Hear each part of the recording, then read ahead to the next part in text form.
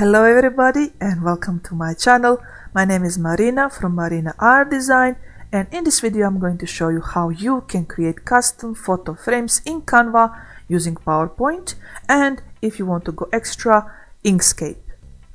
Now, to be able to do this, you have three options. You can use free SVG files from internet, you could draw something, or you could trace something if you find something interesting online.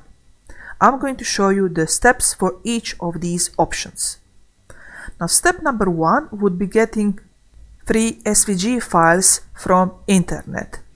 This is a website called SVG Repo. The link is down below in the description.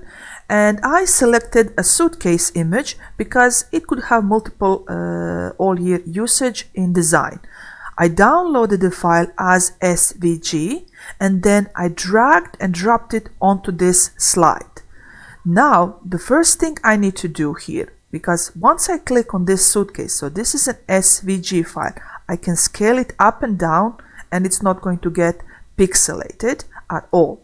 Now, the first thing I need to do is, you see here, it is graphics format. So I need to convert it to shape in order to be able to do something with it. So I'm going to click convert to shape, and now it is a shape. So now the next step, and this is the very important step, the step that we can do inside PowerPoint, we need to fill this shape. So under the shape fill, and we're going to select picture. So picture fill.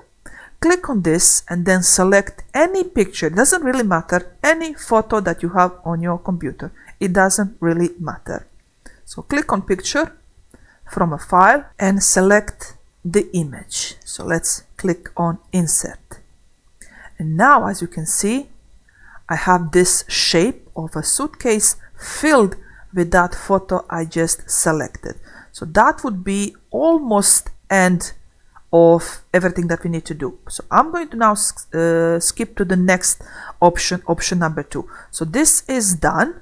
Everything that is going to be done after this is going to be the same for all the other options. So let's switch to option number 2. Option number 2 would be to draw something. So let's click on insert, shapes, this curvy line, and I'm just going to start drawing some random shape. Let's click here, clear, here, and let's close it. I'm going to remove the outline and I'm going to change the shape fill to a different color just so I can see it. And I'm also going to edit the points because I do not like how this turned out. Yes, now that is much better.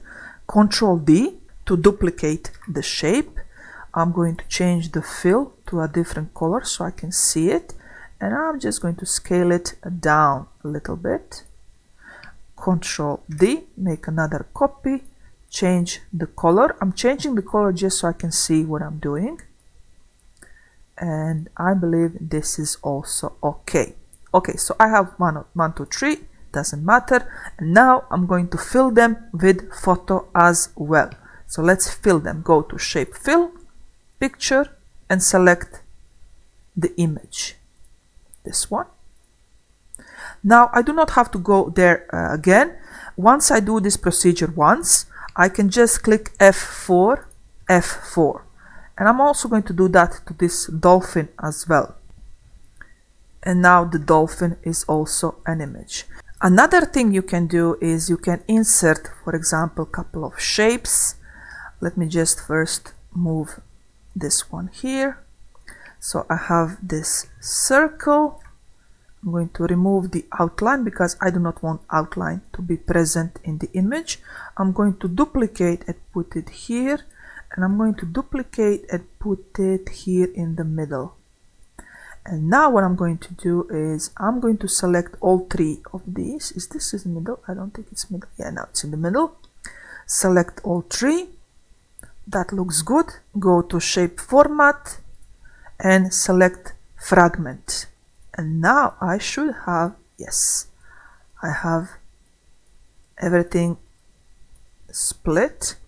And now what I need to do is, because this is a shape, I can also fill this with an image. So I'm going to click on this, I'm going to go to shape fill, picture, I'm going to find that image again, and I'm going to select insert, and then I can do again F4, F4, F4, F4, F4. And this one I'm going to skip deliberately so you can see what is going to happen with this shape that doesn't have a photo fill inside PowerPoint. So this was option number 2. Let's go to option number 3. So I found this image on the internet. It is in public domain, and I like it because it has this silhouette of the woman and it is highly contrast image. So I believe I should be able to remove the background easily. So I'm going to remove the background by marking the areas I want to keep. So you just go here around to mark the areas you want to keep. Let's see, is it going to pick them up? No. Okay. And now mark the areas you want to remove. Okay. I believe this is good. Keep the changes. Okay. Now this is very important. You do not copy this image. What you need to do is take a screenshot with your snipping tool or whatever you have to take a screenshot of your screen. And now that you have done this, go to Inkscape. So now you are in Inkscape. Right click, paste that image, and go to Path, Trace Bitmap. So Path, Trace Bitmap. And here from the drop menu under Single Scan, select Auto Trace. So this one. If you want to see the preview before you actually do the tracing, click on Update. I believe it looks good. Click on Apply. So let's move this one. Delete the image that we took a screenshot of, and this is now vector. You see, if I double click, I get all these nodes that I can move around. So if I'm happy with how this looks like, I'm going to Control C to copy. Go back to my PowerPoint file. I'm going to delete this one because I don't need that image anymore. Control V, and now I have this shape. Once again, this is a graphic SVG file. I need to convert it to shape, so click on Convert to Shape, and once it is converted to shape, once again, Shape Fill, Picture from a file, select the image, Insert. Now, if it happens that the image you imported is imported upside down or rotated like a mirror or differently, if it's just not how you expect it to be, do not flip the image that you see here. Do not flip your graphics. What you actually need to do is, once you have this selected, go to this drawing section and expand it so it shows here on the right.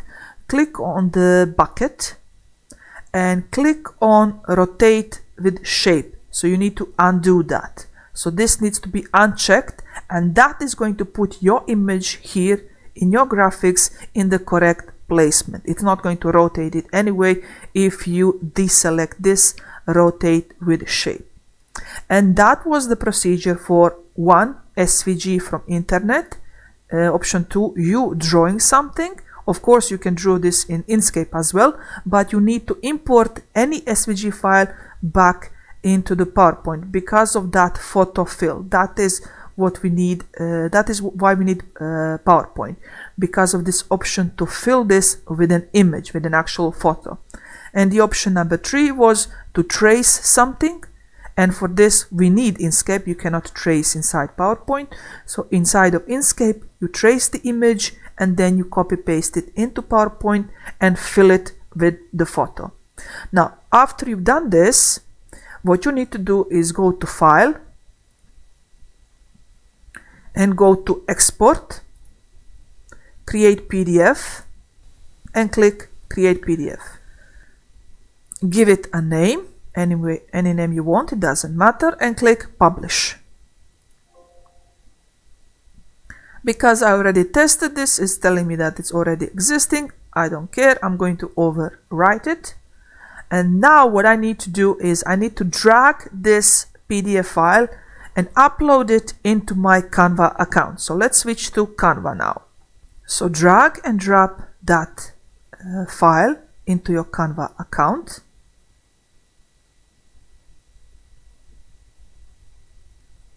Click on that file.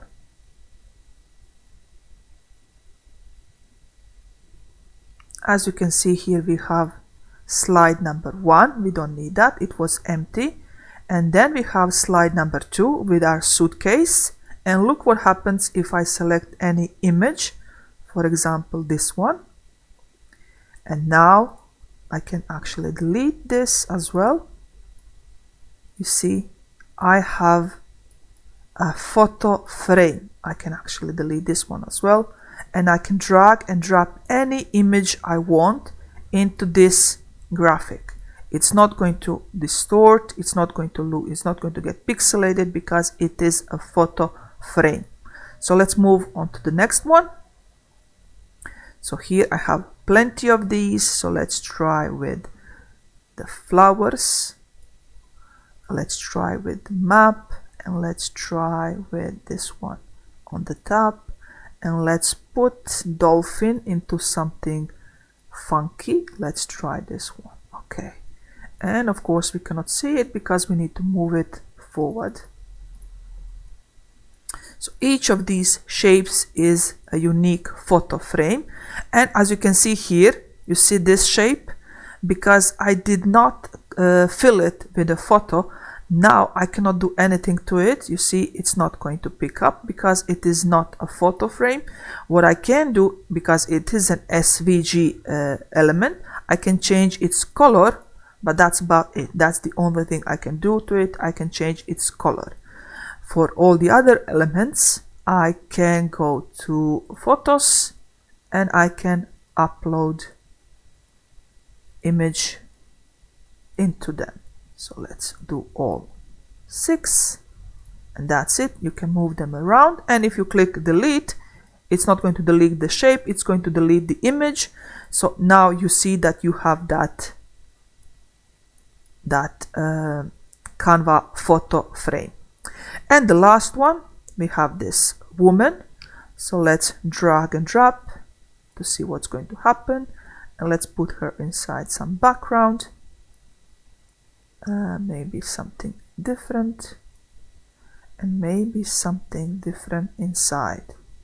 You see, and that is an example how you can create 3 different ways how you can create Canva custom photo frames. So the first option was to get SVG from internet, import it into PowerPoint, add a fill of photo, and export as PDF. Second option was to draw something, either shape or physically you can draw anything inside PowerPoint or inside Inkscape as well. So you can draw something and then fill it with an image and export as PDF. Or third option was that you actually trace something, some image that you like, and then you get this also a silhouette or whatever you traced shape, custom shape for Canva photo frame. Now I'm going to show you why Inkscape could be important and why you would need it. And that would be in this situation. So let's say you want to create this, if you want to turn this into a photo frame. Now it is not going to work automatically, or better to say it is going to work, but the issue is going to be that each of these elements, so if I double click, you see that this is individual shape, this is individual shape, all these islands are individual shapes. So if you use this the way it is, so let's undo everything. So if I use this the way it is, each of these tiny objects will be a unique photo frame inside Canva. So if I want to turn this everything as a union to be a photo frame, so when I drag and drop an image, it actually stays and fills these parts, these islands, all of this. What you need to do in Inkscape is select everything, and then you need to go to path, so path, and click combine. So click on combine. And once you do that, now I can no longer separate this segment. Everything is now combined into one single path, one single shape. And now if I drag and drop an image in Canva into this, everything is going to get filled equally in all the shapes.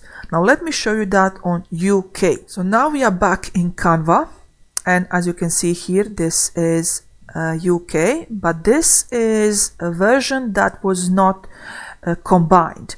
So let's see what's going to happen if I take an image, for example this one, and I drag it here. Do you see what is happening?